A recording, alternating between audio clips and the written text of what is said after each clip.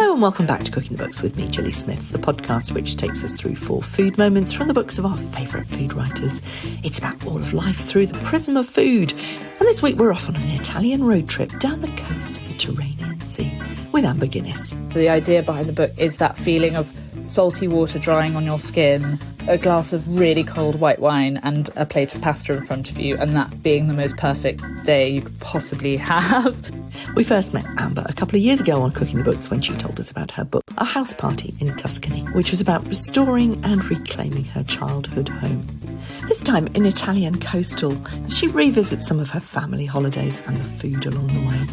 I asked her if the purpose of the book was to take us all on a vicarious trip to some rather unknown parts of Italy. I hope so. Yes, I hope so. So the book is basically about the Tyrrhenian Sea, which is the west coast of Italy and its islands. So it starts in sort of with the Tuscan archipelago, goes all the way down the west coast of Italy, past all those blockbuster spots like the Amalfi Coast, and ends on the northern Sicilian coast. And I just think it's such a magical body of water. And yes, it has the blockbusters, the most beautiful places, famously beautiful places like Capri and Amalfi, etc. But there's also all these amazing hidden spots and incredible foodie spots. So that's kind of what I wanted to celebrate in the book.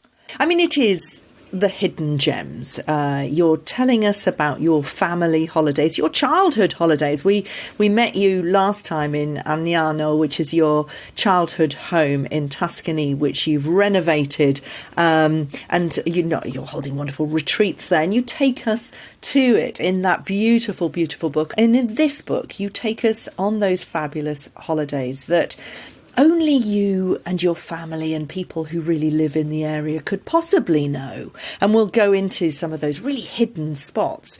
But it's such a joy to find something new in something old. I mean, we know the stories of regional Italy, but it's always that joy, isn't it? Especially for publishers, when somebody says, I told you about the Aeolian Islands. Yeah, God, that's a particularly special place, and I think sort of really sparked my fire to kind of tell this story, because so I'd been travelling to the southern Tuscan coast my whole life. You know, beach life is so important in Italy. It has over 6,000 kilometres of coastline, and you know, so every summer we'd all like pack the car and drive the hour and a half to the beach to kind of escape the heat. And then when I was older, I started exploring the south and Sicily and the Aeolian Islands, particularly an island called Salina.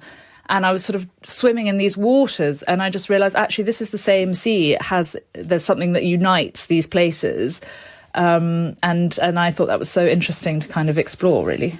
Well, I mean, it's so much more than that as well, of course, because the thing is that we all feel we know Italy really well because of the legends. And, you know, you take us to the islands from the Odyssey. Now, I grew up on the Odyssey. Most people who did any kind of classics at school read the Odyssey. But actually, it was Italy that writing was based on, wasn't it? I mean, tell us about the Aeolian Islands. Yeah, I think it's really lovely. I mean, all along the coast, you have these mythological names and attributes, which is wonderful. In Lazio, you have a promontory called Monte Circeo, which was supposed to be Circe's island. On the northern point of the Amalfi Coast, there's Punta Campanella, which is where the sirens were singing their sort of dreaded song. And then the Aeolians is they're named after the god Aeolus, who was supposed to have given Odysseus or Ulysses refuge after his sort of exhausting encounter with the Cyclops, and then gave him the bag of winds so that he could get back home, you know, with safe passage. And then obviously his men opened it while he was asleep, and they got blown straight back to a furious Aeolus. And I just think what's so lovely about the Tyrrhenian is that it's so beautiful. The geography and the topography is so incredible, and these places are so magical. I think it's a lot to do with the fact that there are 2 volcanoes on that sea. You have Vesuvius and Stromboli. And I think it's just so lovely, the idea that people had to attribute some sort of fantasy and mythology to them just to explain the breathtaking beauty. I think that's such a wonderful thing. Yeah, absolutely. Just a little point, though.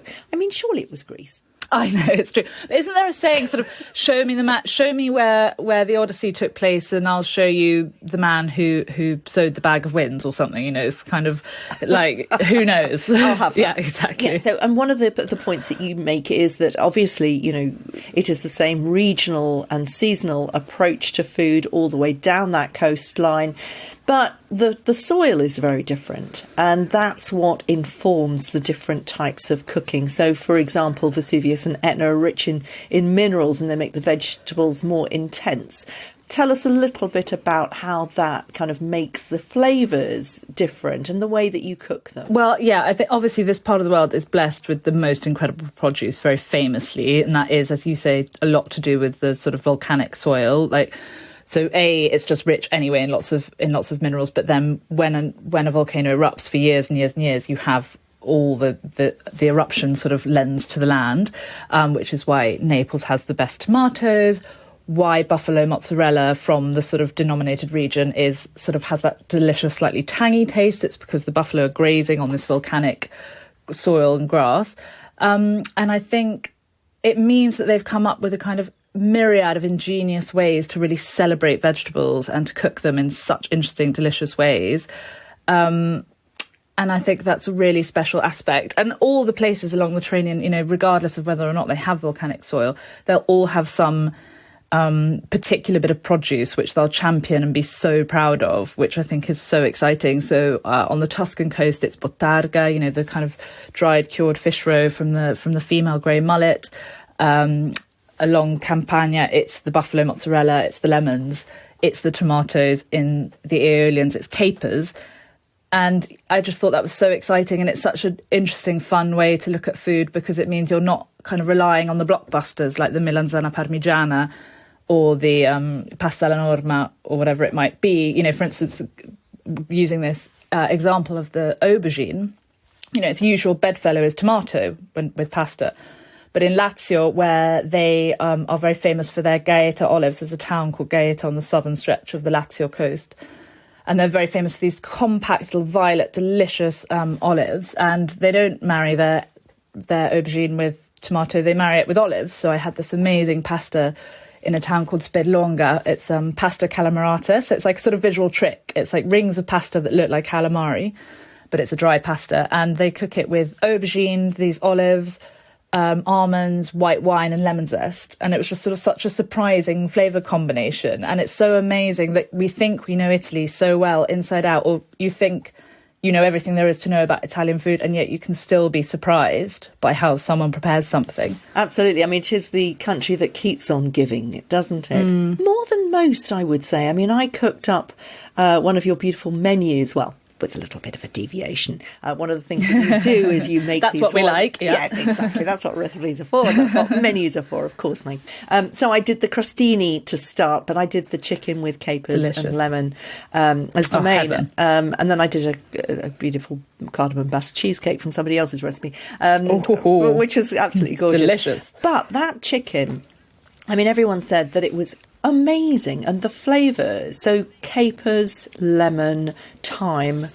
The chicken was marinated in all of that for a very long time. I think I'd marinated it for about 6 hours. But the flavours of the lemon made it so fresh that it was surprising. And I was feeding an Italian man, and he was really taken aback by it. Now that particular recipe is from Maremma. In Maremma, they would normally do more of a sort of cacciatora with tomatoes.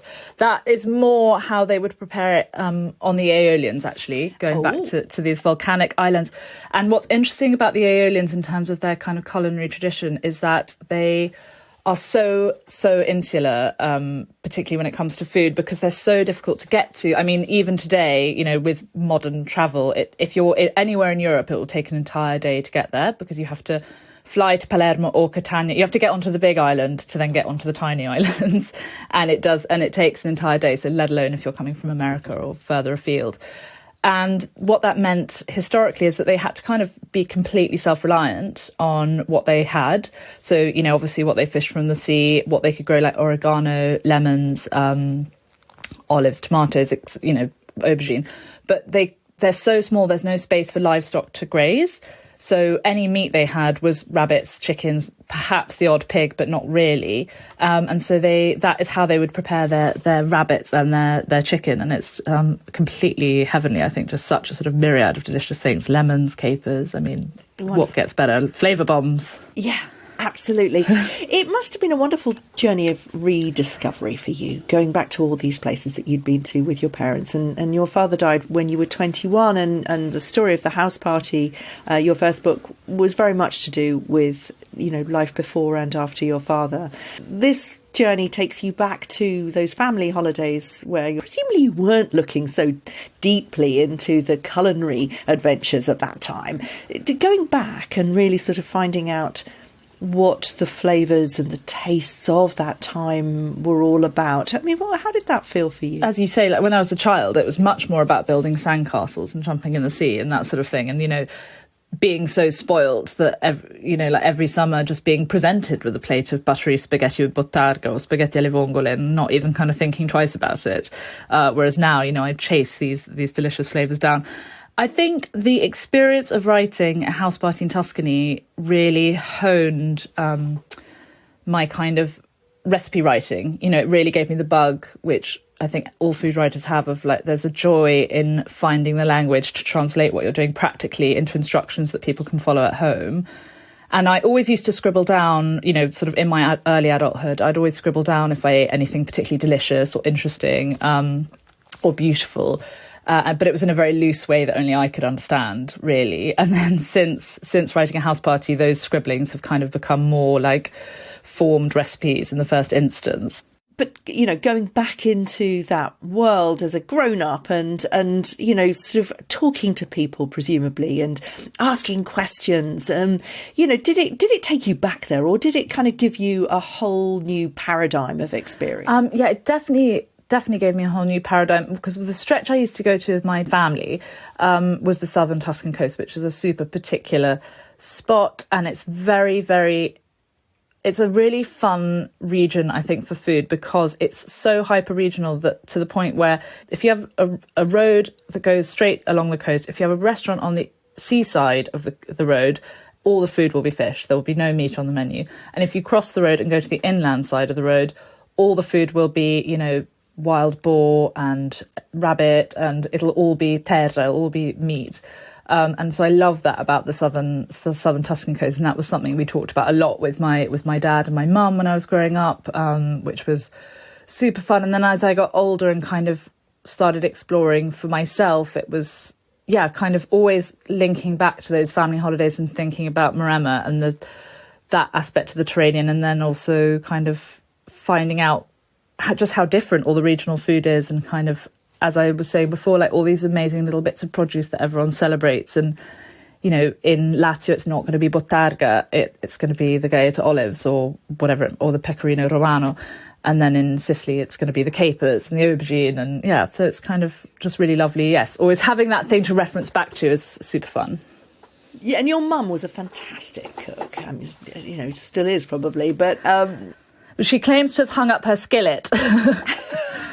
But she worked at the River Cafe, and we heard so much about her, how instinctive she was, and how she encouraged you at a very early age to make quite extraordinary food right from the beginning. When you were on holiday and tasting all these gorgeous foods, I mean, did you sort of go to the market and buy up all these ingredients and then go to the holiday home and try them out with your mum? Do you remember doing that at an early age? Yeah, so it was quite funny because we there's a stretch just before Porto Santa Stefano in Tuscany where there's kind of all these like camping villages, and there's like these little beach bungalows behind all these beautiful umbrella pines just near the coastal road, and you sort of see these umbrella pines and you know that the sea is nearby, and it's really exciting.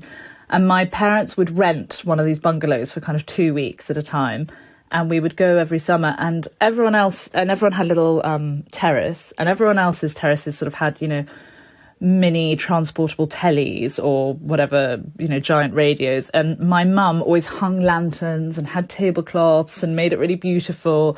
Exactly. And then, so it got to the point where, and she would go to the market and buy incredible produce, and we would just, out of this very basic kitchen, make these really incredible meals and eat them on our little terrace.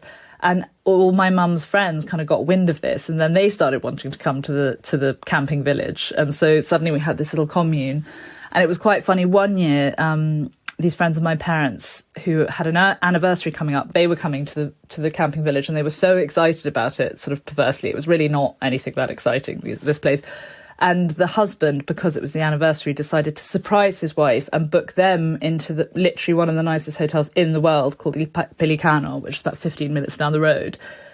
And she was so upset. She wanted to be in the camping village because she wanted to be near my mum's delicious food and the lanterns and all these things, rather than in this amazing 5-star hotel. It was quite funny.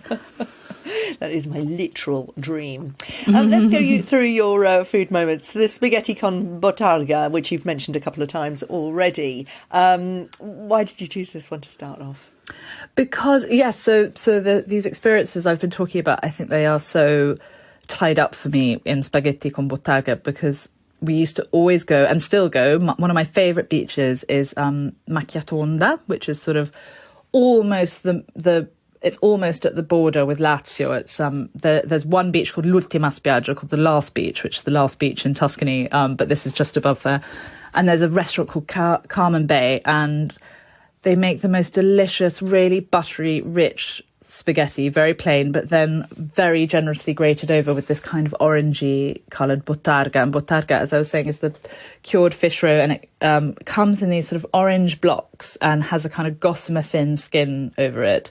And you peel back just as much as you want to use, and you grate it over, in this case, pasta, but you can do it over steamed vegetables, over salads, over fish, over whatever you like. And it is, it literally tastes like that feeling of jumping into salty seawater. And it's so lovely. And I just remember having a vision. I took the photo for that recipe in the book, and I remember having a vision when I was writing the proposal of, I want a photograph of the umbrellas and the table and the plate and the sea in the background at Carmen Bay at this particular restaurant, because that was kind of the recipe that I had in my head when I was writing it, and the place.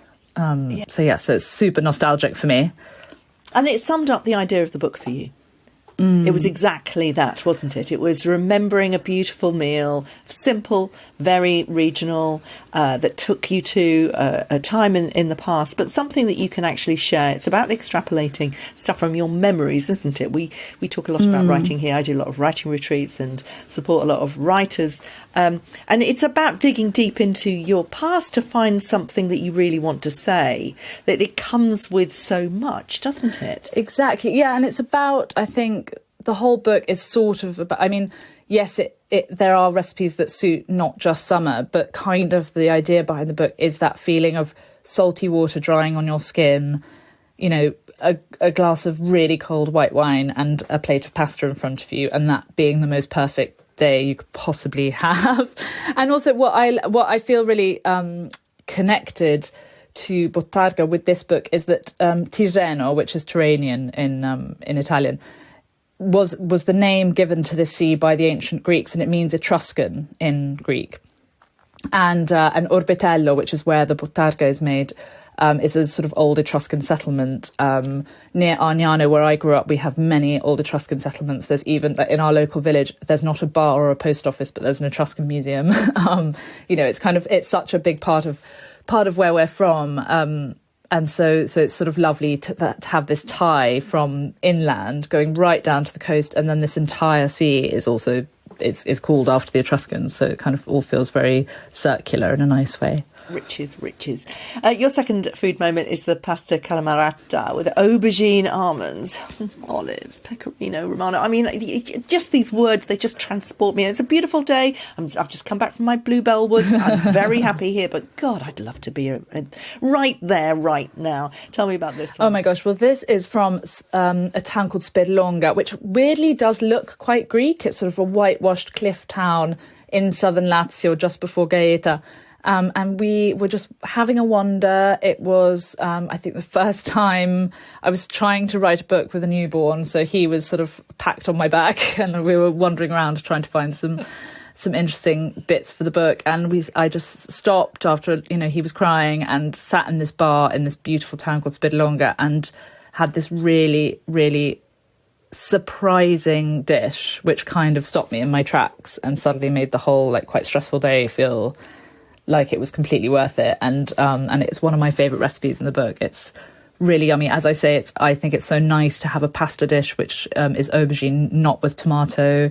And it's kind of very flavourful. It's a bit like the lemon and caper pasta we were talking about before, just lots of those kind of exciting big hitter flavours. And I mean, that area of Lazio is so interesting because there's sort of so many juxtapositions. So on Monte Circeo, which is this promontory, which is supposed to be Circe's island, there's a town called San Felice, which has, I was talking to a woman who was saying, we have such ancient roots here. We have the Greeks, we have the Romans. They found Neolithic remains the other day. And then a bit further up the road, there's a town called Sabaudia, which is a town completely invented by Mussolini in the 30s as a way of kind of employing First World War veterans. And so it was a sort of stretch of marshland in Lazio, and he had it drained. And then there was a competition for sort of fascist architect to build a new town. And so it was built in the 30s, Sabaudia, and it's very kind of exactly what you would imagine a fascist village to be like, but it's where the sort of best food market is during the week. So I was to this same woman in San Felice, I said, we're going to go to the market in Sabaudia tomorrow. And she sort of scoffed and went, well, it's not ancient Sabaudia. And just, I love this kind of competition of like, who's older, who has the sort of deeper roots. Yeah. Capers. Tell me about capers. If I go through your lovely book, and it is really beautiful, but capers come up a lot, don't they? And I'd forgotten, I always have capers in my pantry, but I forget to use them, and I've been using them all weekend, and I'm going to use them again tonight. I'm going to make you the caponata tonight. Oh, great. And this one takes us back to this Aeolian Islands, which I'm completely obsessed with, I have to say. This is the cluster of 7 volcanic islands just north of Sicily. So... I'm completely obsessed with capers. I always loved them, but I think going to somewhere where it's like that one of their main bread and butter sort of staple exports really kind of gives you that sense of like, oh, there are capers, and then there are capers, which is so lovely, kind of being a bit educated about it in the same way that if you came to Tuscany and went to the Frantoio, you would be completely educated on different types of olive oil. And so not many people realise that capers are sort of the bud of the flower, that hasn't bloomed. And if you don't harvest the caper from the plant, it'll turn into this incredible white, sort of exotic-looking flower, which is really lovely. And yes, in Rome, you see them sort of growing out of the crevices of those old Roman walls and things. But on Salina and in the Aeolians, it's big business. People have plants and they are planted in fields, and particularly this really wonderful woman called Maurizia has a caper farm called Sapori Aeoliani, the Aeolian flavours. And I can't describe or sort of exaggerate how beautiful I will describe, but I can't exaggerate how beautiful the place where her farm is. It sits just above the Bay of Pollara. If anyone's seen a film called Il Postino, which is a completely charming film from the 90s about Pablo Neruda being exiled to a sort of deserted or very tiny island, this is the place where it was filmed. And her great grandfather, I think, built the farm and planted the capers, and so they've been doing it for 5 generations, sort of over 100 years. And they have 4,000 plants. She insists that only women can harvest capers because it's such delicate work. So they'll get up at 5 in the morning in the hottest time of the year to harvest all these capers, and then do so many interesting, delicious things with them. So I went and did a tasting with her, and she had capers in agrodolce, sort of sweet and sour capers, which were on crostini. She had ones which were preserved in oil, ones which were salted, ones which were spicy, and then chicken with capers, fish with capers, pasta with capers. One of my favourite recipes in the book actually is one of her recipes, and it's so simple. It's just tomatoes, white onion, and lots of capers and spaghetti. And it's just such a joy, one of those really satisfying dishes to eat.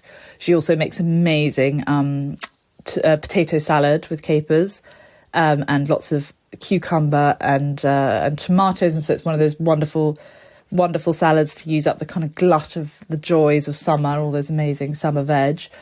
And then she even actually candies her capers to put on ice cream, which, so it's just so wonderful. These really humble ingredients, as you say, it sits in your pantry. We see it in the supermarket every day. and yet actually there's so much to it and there's so much you could do with it, which is sort of so happy making to me. Yeah. You say you feasted on small capers dressed in oil, oregano and garlic. Medium capers in agrodolce with vinegar and sweet Malvasia wine, garlic caper pate, chili caper and almond paste on toast. I mean, there are so many ways. The candied capers on ricotta laden bread. Oh, that was delicious. The that was tiny incredible. black capers, all sticky, salty, treacly. I mean, Who knew? Who knew? I'm looking at those little jars of capers and thinking, wow, I'm going to see you in a completely different way, and that's what's so glorious about Yeah, this. exactly. I mean, for the treaclings, sadly, I think you need the ones that aren't preserved. You need them fresh probably. from the bush, which is very sad. But I think she does ship, so you could order some. But it is an extraordinary thing, and it is wonderful to be there during the harvest. I wrote the first sort of iteration of the book on Selena. During the summer, I rented a tiny little cottage for sort of 3 weeks for what most people go to a hotel for one night for. It was complete heaven. But there was a heat wave, so the harvest was a bit earlier than normal, and it was so fun. It was so interesting to me, being from Tuscany, because everyone was talking in the way people talk about olives. So I'd walk past someone on the phone and be like, "Oh God, I've got to cancel all my plans because I've got to harvest the capers. It's so hot." And it was just very sort of funny and familiar in lots of ways. And I mean because everyone has a few caper plants, like not necessarily on Mauritius scale, but everyone has a few, which is really lovely. Yeah. And actually, you walk past someone's garden, and often there'll be a sign, handwritten in biro, just saying "Capperi dal mio giardino, €2," like capers from my garden, €2. Fantastic. God, that's reasons to go alone. Your final food moment is the pear and ricotta hazelnut sandwich cake. But actually, this is all about mozzarella, really, isn't it? It's all about mozzarella because I was in Cilento, which is just south of Amalfi, which is kind of where all the best buffalo mozzarella comes from. It's a very limited area where you can make buffalo mozzarella. And I went to one of the only organic mozzarella farms, actually, where they treat their buffalo like complete royalty. It's called Tenuta Vanullo. And they've made it into a real kind of destination. I mean, there is the most glamorous cafe to go and have breakfast in. You can go and see the guys making the mozzarella. You can go and visit the buffalo. There's an amazing restaurant. It's all based around mozzarella. I think they play their buffalo classical music for 2 hours every morning, which is rather lovely. And I was having breakfast there, and there were a myriad of things. You could have sort of buffalo milk custard flavoured with orange over a bun, or you could have various types of ice cream. But I saw this sort of sandwich cake, which was very thin, sort of hazelnut sponge, with ricotta and pear in between, and it was so stratospherically delicious. And what I love about ricotta is that it's super versatile. It can carry a lot of flavour. It's great for salty and sweet cooking, savoury and sweet cooking. And it's basically a byproduct of cheese making. So of course this farm has a glut of ricotta because they're making mozzarella all the time. And it's just wonderful. It's quite a performance. Most of the recipes in the book, I would say, a minimal effort, maximum flavour. This is much more one to make con calma when you have time over the weekend, because it needs to set in the fridge. But this snowy whipped sweet ricotta with these sort of little pearls of poached pear in between, this kind of crunchy hazelnut top and bottom is really something. It's absolutely delicious. Oh, goodness. Where will you go next then, Amber? You've taken us to your home, your childhood home. You've repaired and renovated your home, and you spend a lot of time there now doing your wonderful painting retreats, writing retreats. Yeah. And it is a sort of a place where you develop a lot of your food, your recipes. So it's a kind of a little laboratory as well as a home for you, isn't it? Yeah, definitely. I mean, that's the kitchen that I like to cook in best. It's the one I know best. It's the one I grew up in and the one I learnt to cook in. Where I live mainly in Florence, and perversely I have the tiniest galley kitchen, which is very inefficient for recipe testing. But, of course, I make it work. But if Argnano is the preferred place. Yeah, I bet.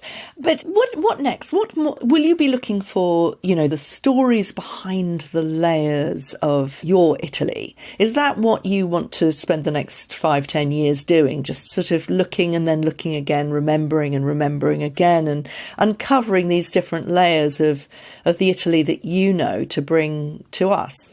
Yeah, exactly. I think that is really at the crux of all my food writing, and the fact that I'm very lucky. I speak fluent Italian. I speak Italian with a Tuscan accent, apparently a very thick Tuscan accent. And, so I do get to have really lovely conversations, and I get to talk to people I went to school with and remember, for instance, when I was at school, there was still a lot of my contemporaries' grandparents were still alive who had all, fought for Mussolini or been partisans or, so our school was quite good at, walking us down the road to go and talk to Federico's grandfather about what that was like, or, so there's so much that there's never, that it feels like there's never enough room in any of my books for everything I want to put in. So it's sort of, then compiling again and trying to bring it back, and piece it all together in a different way is huge fun, and it's nice that I suppose